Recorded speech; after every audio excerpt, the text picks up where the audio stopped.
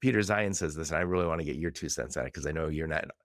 I know you respect and like his work, but I'm sure you had a few deviations from what he said.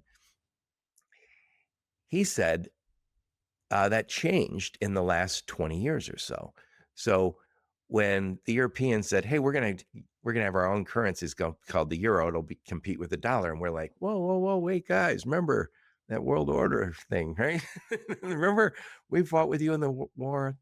And by the way, nobody begrudges them that, but it was a thought starter. After 9/11, when we couldn't fly our planes over France to go to the Middle East, we're like, oh, okay. We thought we kind of had a deal with those guys, and we've suddenly found out we didn't. And perhaps the worst thing that happened is that world order continued to grow, and China became part of that deal.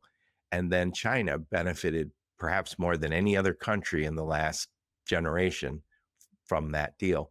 So the US, whether it's Democrat or Republican in office, we're pulling back from some of that. We're not looking at ourselves as the world's policeman. Nobody wants to send their kid to fight in a war that we don't understand. So I want to get your 2 cents. What did I just say that you would disagree with? I know you had some issue with Peter Zion say we could patrol the world's ocean as the world's navy. So I mean, I've done a couple of videos on some things that Peter has said. Peter to me is really interesting. He's thought provoking. He really is. He makes you think. He's got a point of view for sure on everything. He does. And listen, I have a thought, and I'm not always going to agree with everybody. I like people, who challenge my idea of preconceived notions.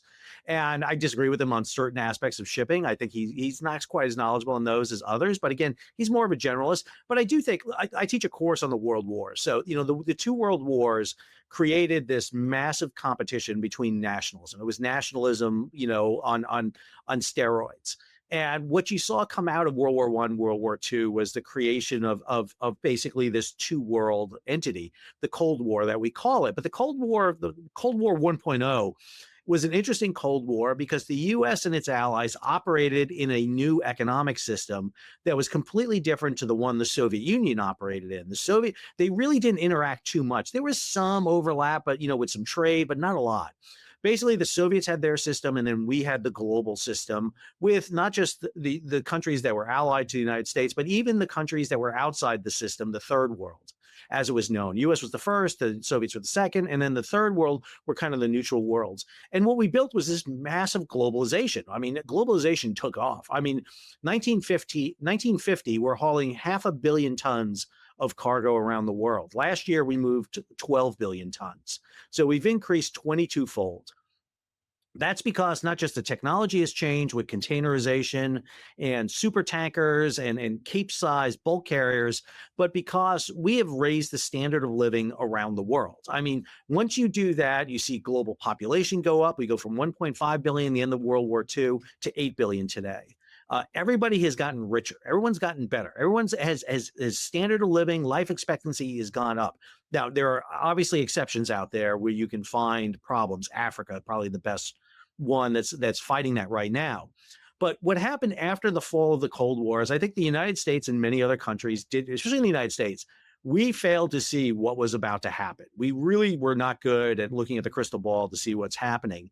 The creation of the European Union as an entity, as kind of a geopolitical counterweight between the United States and the Soviet Union had been developing for quite a long time.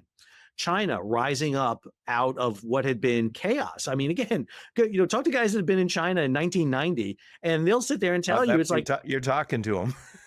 they're riding on bikes. It's the economy is if you were to tell anyone 1990 this is what China's going to look like in 2010 or 2015 or 2025, they would sit there and say no. But you know what you saw? It was China make its reappearance. The 2008 Olympics for me is always an interesting one because that was China on the world stage. We're out, we're back, and understand China too.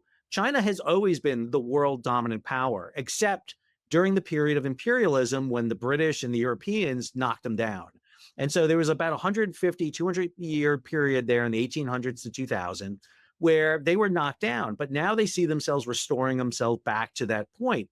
And what makes, if you want to call this Cold War 2.0, which some people do, the difference here is that the US and China trade a heck of a lot more than the US and the Soviet Union ever We're did. frenemies. Yeah, the economies are integrated. They really are. And I would argue much of what China does is redundancy to protect their economy. They don't want to go back to the way things were. I say this a lot. If you look at China, what they look at is World War II. And they look at World War II in two ways. Number one, they look at how the Japanese almost destroyed them. You know, a small little island nation with a fraction of their population cut them off from the outside world and literally took over the most prosperous part of China and held it and perpetrated a genocide against the Chinese. And they remember this. The Chinese or the Japanese want to forget it, but the Chinese remember this. The second thing the Chinese remember is how the United States and the Allies defeated Japan. And that was by cutting it off and starving it. And it wasn't just the atomic bombs. It was a It's brutal the wild. campaign. Right. It was a brutal campaign. And so China doesn't ever want to go back to that. And you know, if you look at the deals the Chinese make with countries on the Belt and Road, the 99-year leases, that's what the British did to them with Hong Kong. They're like doing the same now to other countries. And so we find ourselves in an entirely new. The problem was our politicians and a lot of our very smart people failed to realize it. We thought it was the end of history. It was going to be the birth of this new period. Instead, what we were seeing was really the resurgence back to the way kind of it was, you know, after Napoleon, where you had balance of power, where you had great powers competing. And that's where we're at today.